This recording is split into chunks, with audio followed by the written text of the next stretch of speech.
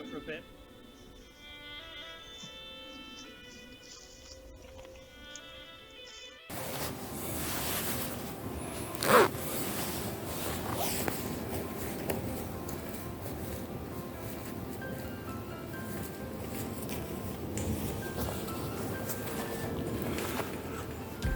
How are you doing?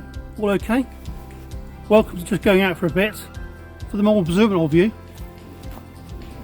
in my last video that might look a little bit similar. I camped out here, did the hammock tent with the Austrian sniper thing. Anyway, why we're here is to meet someone who's well into his bushcraft, okay, and other things, and yeah, I did try to get something on there the other day, but it didn't quite work out, so got a dedicated slot for us to have a look at what he does.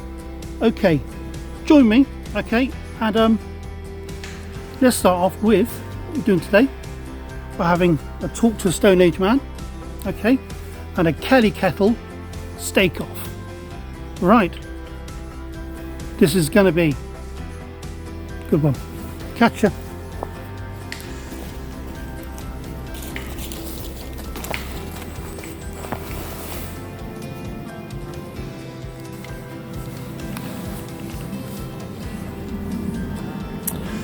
Right, that's where we were the other day.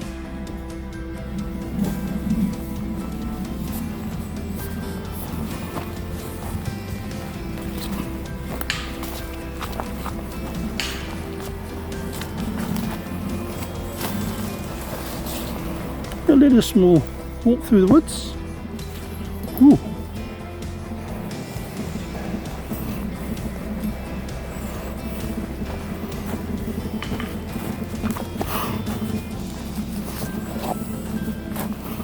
Looks like a shelter's been built.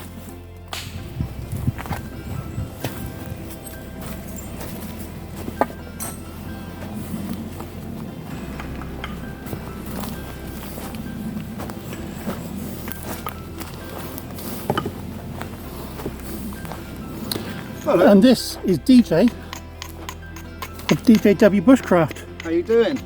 What are you doing here? Funny bumping into you. Yeah. Yes. Well, as you can see, I am in the process of reducing down some of these pieces of flint and making preforms for hand axes, knives, blades, etc. Here's a couple that are preformed, as you can see, on both sides.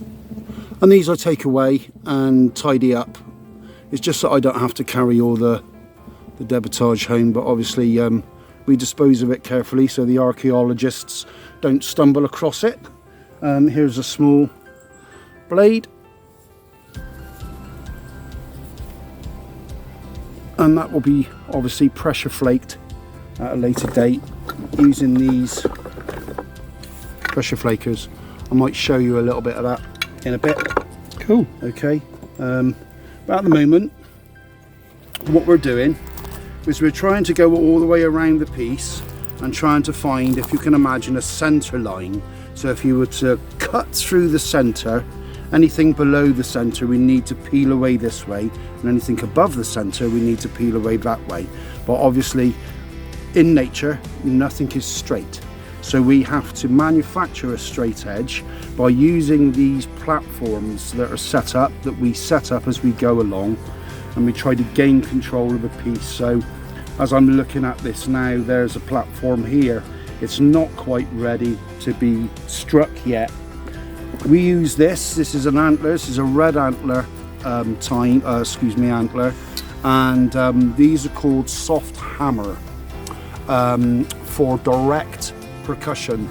Now the reason why we use antler is because it's very durable, it's elastic, but it has a very good grip factor, and it bites into the flint, and as it drives away through or drives down through, it grabs the flake or the flint and then produces a flake. that is produced. Excellent. These are the kind of flints, nice and thin, that you can then turn into arrowheads or scrapers or anything like that. And they really are razor sharp. I've shaved with them before. Okay, well what we'll do, just for the moment, Yeah. we'll get ourselves set up, get myself a cup of coffee, because that's always important in my world, That sounds good. how we can carry on doing what you're doing. Yeah. Alright, so just, Okay, everyone just stand by and catch you in a moment. good stuff.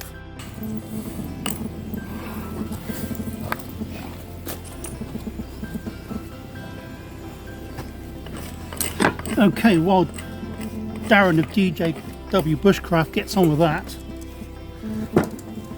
as I promised, let's get him a cup of coffee. So, you see, there's no wind around, so we should be okay. Tinned in box. We use a little bit of this, which I've used in the past.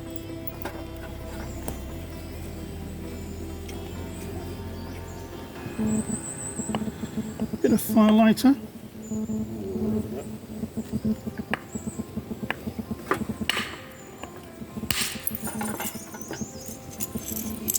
And what we're going to do is a bit of petroleum jelly on there, just to make sure it's all going to be good. What I've also got in here is a little bit of bicycle tire which you can light. And I've got some jute, which a little bit of wax on it. I can light that.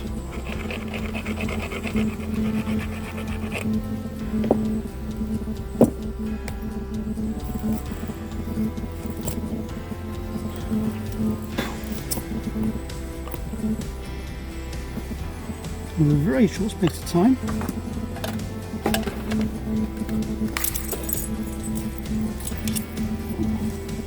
It'll go up.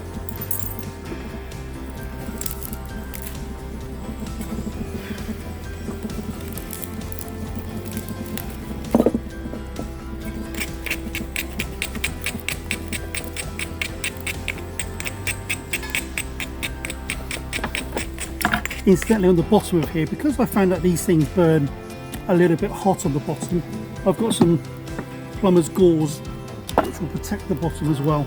So once that's on there, you're doing well. Pre-loaded that with water for the coffee, and as you see, we're cooking with gas, but we're cooking on twigs. So.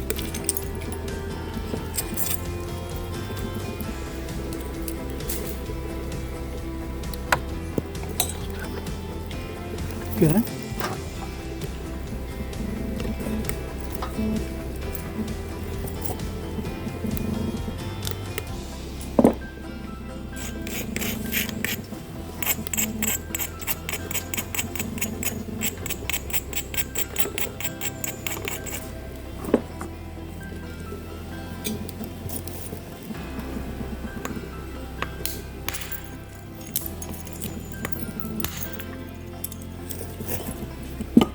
As you can hear, while I'm cooking Darren his initial cup of coffee, which I'm then going to turn into the grill, using this on the bottom of the cookout scout. Let's have a little bit of steak. And what I'm hoping to sort of show you is how good the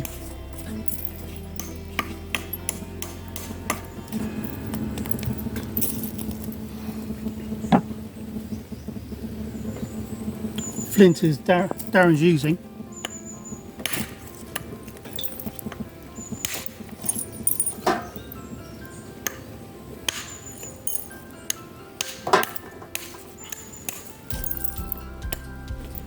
A little bit of experiment as well for me today, because after using this, I'm going to put some charcoal on there so I can try to control the burn a little bit.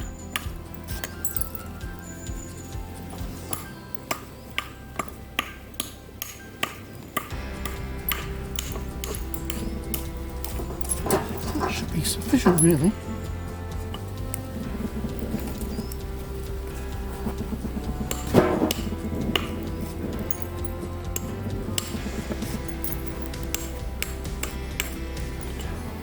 So Darren, how long have you been doing this for? I'd say probably about 7 years now. It's coming up for 7 years. I've never had any one-on-one tutelage. All my stuff has been through YouTube. So a massive shout out to Will Lord, and also a guy called Jack Crafty, and also a guy called Ryan Gill. Check these 3 people out if you want to know anything about knapping. There is everything you do need to know there. There are different styles that I've learned. Aboriginal, or what they call abo knapping, or Stone Age or whatever, because they didn't use copper. Now copper obviously came in the Bronze Age, but at the same time, even though bronze was incorporated into swords and cutting edges, flint was still very much available and still very much traded, because obviously bronzes were still very expensive. It wasn't a common thing that everybody could have. So when copper was incorporated into it, a lot of people may have heard of a guy called Ishi. He was the last Native American Indian that came out of the wilderness, and he would knap with glass, and he would knap with flint and pretty much anything he could find. Also, he used to use the, I think it's like thermostatic glass that the electrodes use for power cables, and he used to use that as well. But he, if he could find it, would use a copper nail, because the copper has good grip factor. What are the tools you've got there? Well, this is a soft hammer. This is red antler, and we use it for driving long thinning flakes off the piece. As you can see, it's starting to turn into a nice disc or oval shape. This is a hammerstone. Okay, it's a quartzite pebble, which also means it has good grip factor for abrading the edges or strengthening the edges before you strike. The edges must be strong and proud, because if they're flaky, they'll just crumble when you hit it. These are usually used for opening up a piece of flint and getting into the piece of flint. Once you've created what we call a zigzag pattern all the way around the face, then we start to refine it by using this antler to strike on the lower platforms, or turn it over and then the lower platforms, driving flakes into the center to create an elliptical face. Okay. While I rescue the key, just keep on chatting to the camera. Okay, so yeah, I mean, you can use a modern abrader, and this one actually comes off a disc brake system in a car, and actually it served me really, really well. I mean, if you're a bit of a stick of the dump like I've always been, you know, fix and make good, you know, many things of different purposes and functions and tools in flint knapping, and you kind of come up with your own sort of kit as you go along. A lot of people, this is not ivory, this is actually walrus tusk, and this has a very similar percussion gripping factor as antler does, but it's more dense, so you know, it really can handle a lot more brittle stone or flint. There are all sorts of flint. This is a copper bopper. This is just a copper end cap filled with lead to make it heavy, and this is a direct percussing tool called a bopper, you know, or a flaker. Also, let's see what else we've got. I also use a rubber pad that I cut in half out of a hockey puck and just put a little groove inside of it, and I use that then. Can be used on bigger pieces, but smaller pieces as well, where the same principle applies. You just look for your lower ridges, and then you apply pressure, and then you peel off a flake. These are used for finishing off, really, just to put on a really nice edged blade on the end. Now, I'm going to be coming to this tool in a minute. As you can hear, I've been bashing away and prepping up. So this is an indirect percussion. Okay, this is indirect percussion. And I learnt this technique by watching a guy called Jack Crafty, who I have mentioned. Here you go, mate. A pink cup. A pink cup for your manly Stone Age man you are. Well, thank you very much. Right, what I want to do now, if you don't mind, is can you get me a nice piece of flake? Yes, I can do that. And we'll show everyone how sharp it is. Okay. Well, I'm not going to do it. Okay. That's your job. Okay. Where are we? Right. Okay, you want me to cut that in half? Yeah. Yeah, okay. Excuse me. Which way? Whichever way suits you. Well, let's turn it that way and we'll go long ways. And there's anything I can hold it with, so I don't want to stick my dirty hands on it. Can you see it from there? Yeah, I'll second that. Yeah. I'll just see if it's good. And you can use it. But what I'll do is, there we go. Long ways? yeah,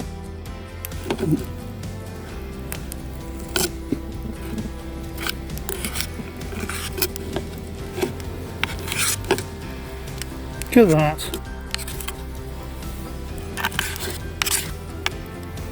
Brilliant. There you go. Cool. So, instant toolkit. From one piece of flint you can produce thousands of different blades, burr-ins for scraping. When you're making arrows, you sometimes look for what's called a burr-in, which is a square edge. And there's a specific way of knapping the face to produce that. So what we're going to do now, I don't know if you can see, this is turning into quite a nice oval piece.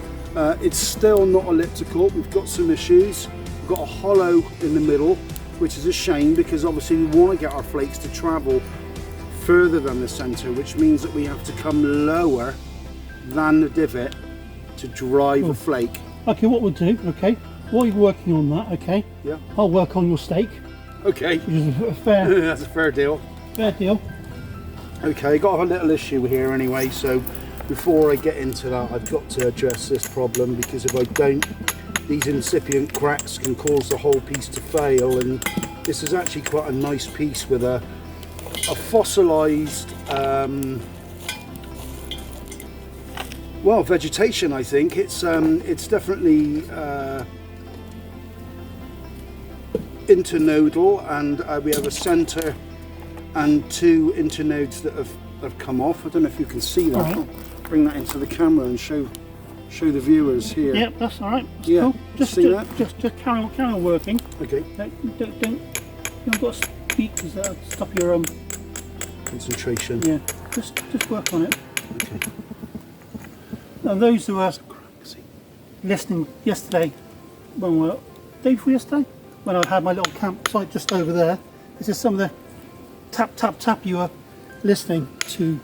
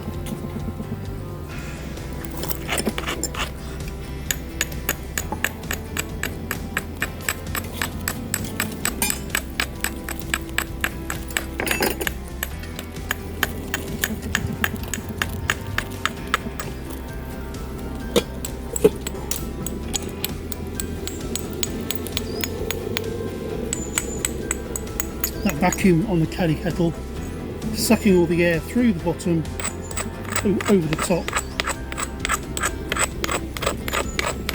You're really getting the charcoal brine.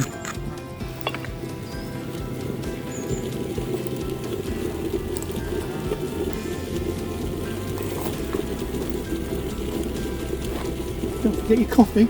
Okay, thanks, Rob.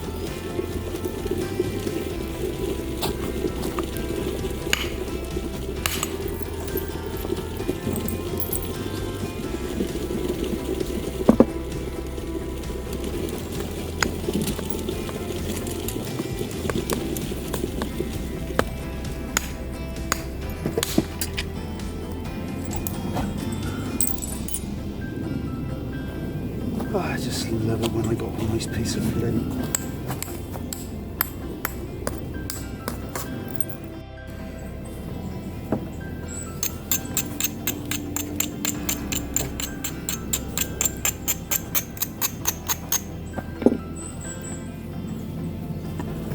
Right, charcoal's a good one. Get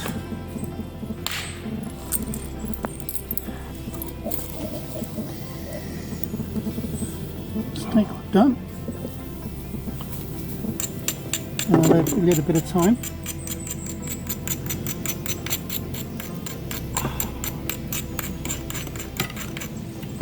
And what we'll do over here.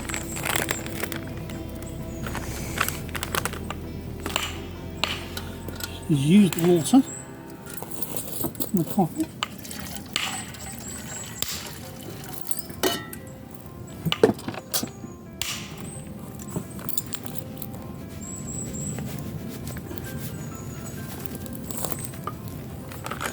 Little bit of mashed potato.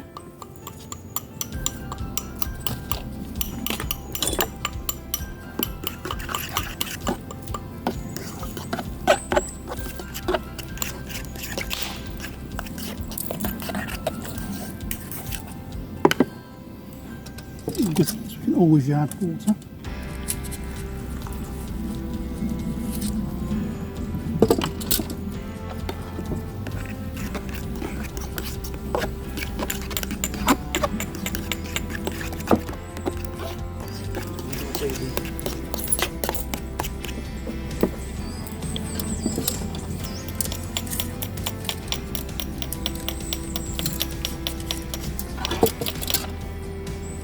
Do you manage to sell your stuff at all?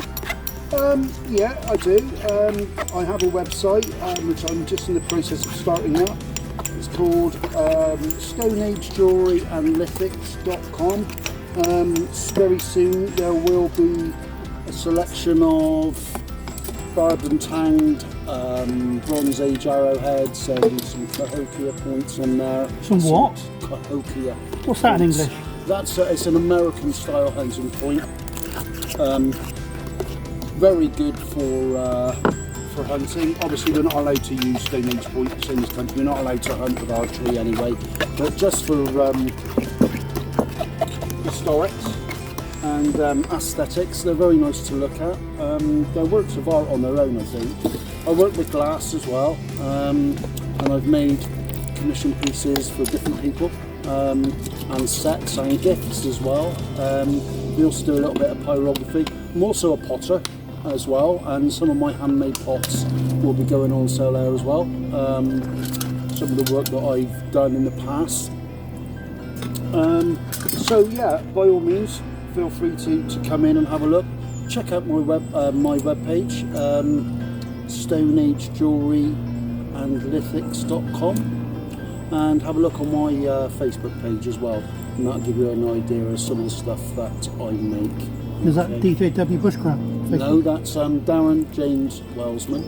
Okay, DJW Bushcraft. You can find that on YouTube. Okay, look me up there as well, and like and subscribe.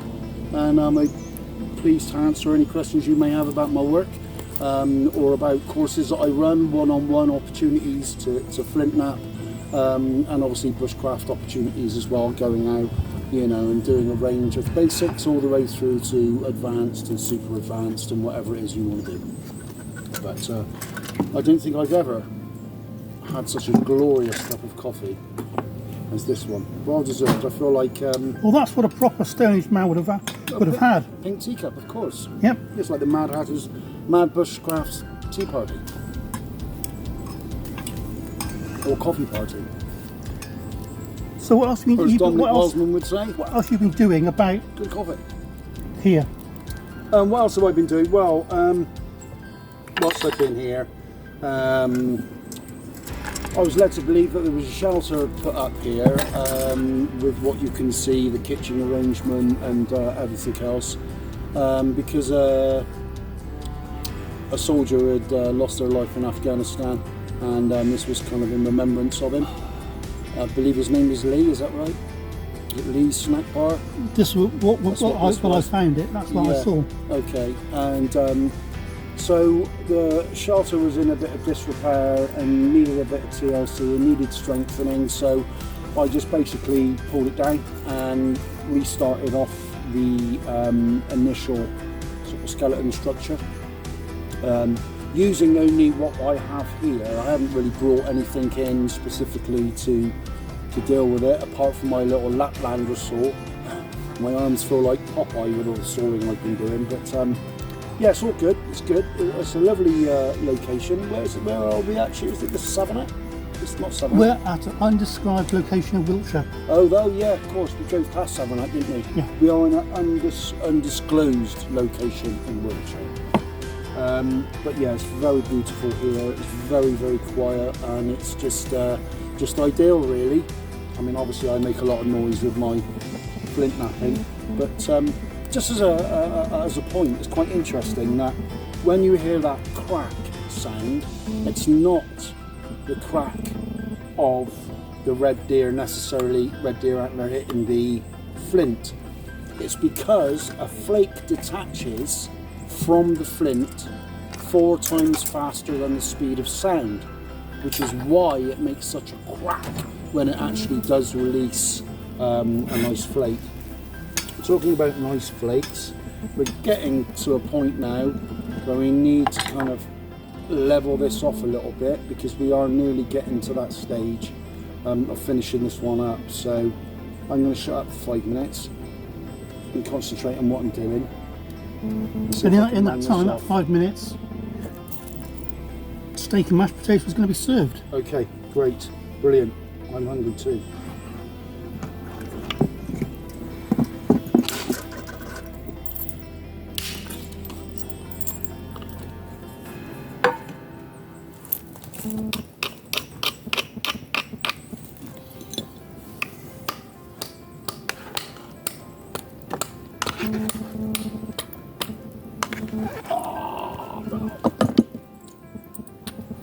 That's the way it goes.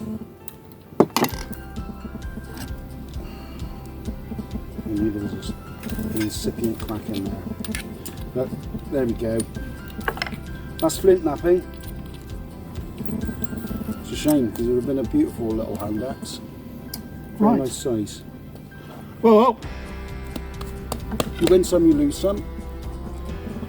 Amazing. you can use that to cut your. Probably can't see on. I need to turn the camera around to Okay. suit you.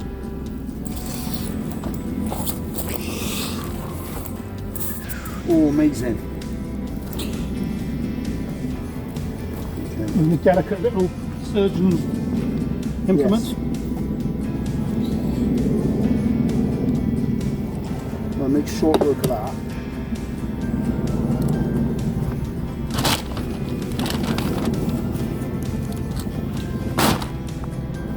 I don't want to scratch the bottom off. You don't worry about that.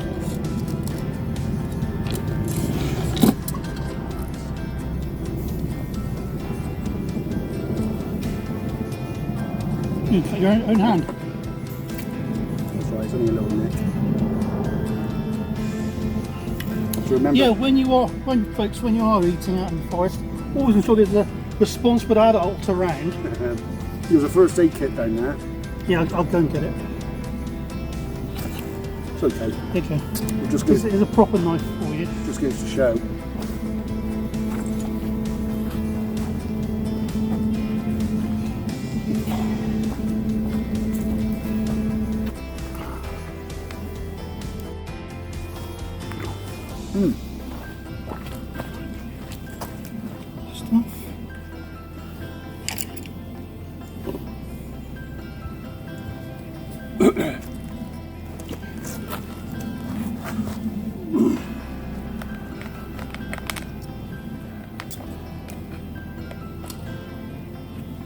So, what do you reckon on the food? Good. Very good. Steak's excellent. And I like the mashed potato as well. What is it? It's just supermarket. Oh, it's really nice. Yeah. You know, always been put off powdered mash. Yeah, it's but not- actually, It's better than the old smash we used to get. yeah, So yeah. nice. And the Kettle, have you used one of those before? No, I've seen them, and I know a lot of people rave about them. The only sort of like downside is their size, but they come in different sizes. But if you're going to be doing a long camp and you've got more than one people, you know, to serve hot drinks and food, it's ideal. It seems very economic. That was done in no time at all. I mean, I always use a Trangia. I've only just recently started using, you know, a kind of like space bionic gas thing heater, and it's great. You know, it's quiet and it's clean, but it's just a little bit. It's smaller than my Trangia kit, which ultimately is the idea, is to get, you know, as many things in your pack that weigh next to nothing. So overall, yeah. And the idea that it comes with different attachments for different things.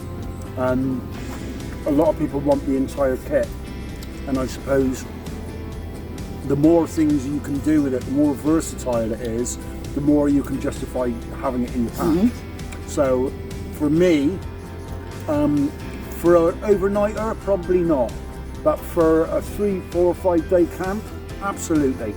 You might want to complement it with another gas burner or something, just so you can get 2 things on the go at the same time, if you want to take on a bigger But the good job. thing about that is you've got hot water and And the fire. the fire. Yes, So you excellent. can use it as a hobo stove. You can use it as a grill. Yeah, yeah, it's very clever.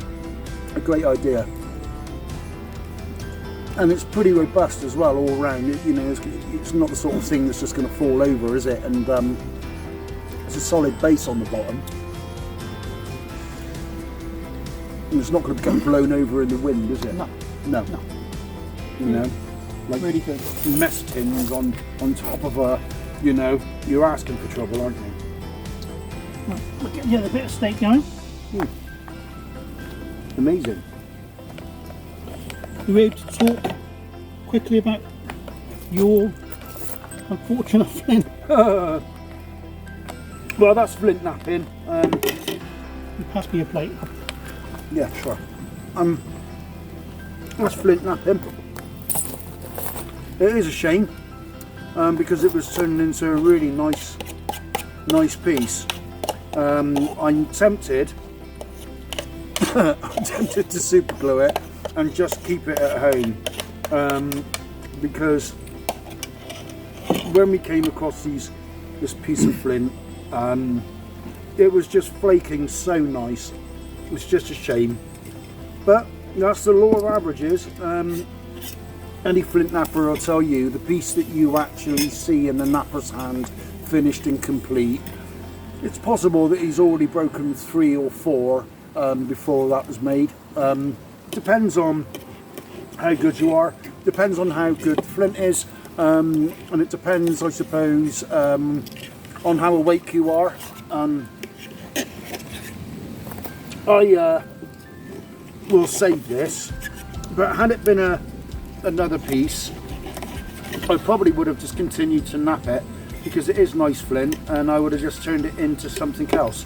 But as it stands, it's almost right. It's 3/4 finished into a preform, so I think I'll keep that. What I do intend to do though, is whilst I'm here, now that Okay. thanks, bud. Now that I've got my tools, we'll give these a bit of a sharpen. These are the pressure flakers, and I'm going to sharpen up and finish. In my jacket over there, I've got a small piece of flint that I've reduced down, and I'm going to turn it into an arrowhead. So I'm going to just be doing a lot of pressure flaking on it. I might do a little bit of indirect percussion with any lumps I see. It's too small to use this solid big antler. I might go to a smaller one because it is a small piece of flint. But we'll see how we get on. So what other stuff have you got? You said you've done it before today? Yeah. While you were here? Well, that's the preform for that. It's a small hand axe, and this one is it's not finished because I need to tidy it up a little bit. But this one is obviously a blade, and that'll be hafted into a piece of antler.